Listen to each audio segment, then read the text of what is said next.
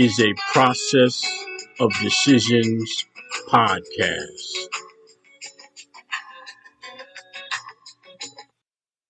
This is Trent Thomas, your recovery peer support specialist. Tonight's episode is entitled To Surrender in Recovery. To surrender in recovery requires a perspective of gratitude and acknowledgement. One must acknowledge that without God, you could not manage your life. That without God, you did not have an answer. For me, I realized that my best thoughts had made me jobless, carless, homeless, without any hope or happiness, sleeping in an abandoned house minus my family and no friends, no destiny or destination. It was with a moment of sanity that I was sent the way out. I was asked by a recovery counselor, did I need help? And for the first time in my life, I had to surrender. I had to admit I needed help. I had to submit that from a power other than myself, a power greater than myself, I needed and surrendered my will. And I had to accept and follow instructions.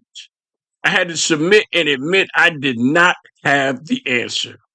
In fact, I had no answer. My entire life had to be dismantled and reconstructed.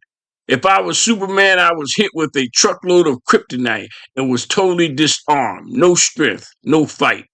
I was completely crippled. Shame and guilt totally blinded me as to having any feelings. No self pride, no self morality. Lying was a way of life and my daily standard. Stealing was my way on securing income daily. No measure of godly insight or seeking God's light. Bound to darkness and the ways of darkness and thus reaping the rewards, living with no light, wandering in the alleyways of depravity. Subjecting myself to all the pitfalls and near-death excursions of wandering in the dark, sin-filled life, chasing the mechanisms of death and wanting the promise of an early exit from my hopeless existence. I needed to be saved from myself, from my bad decisions. One wrong decision after another, suffering daily. It was with one meeting I was suddenly afforded a gift from the God of my understanding.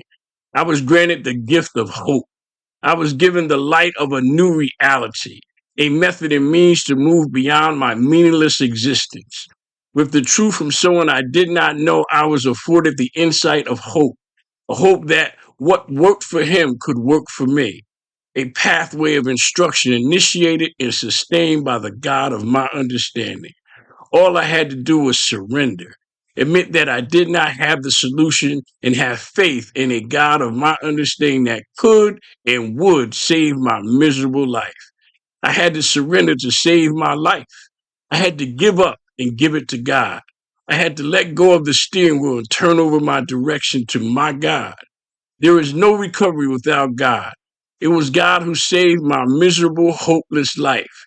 A God with whom I surrendered and let go and let God direct me to a hope-filled life, complete with happiness and harmony, a life filled with feelings.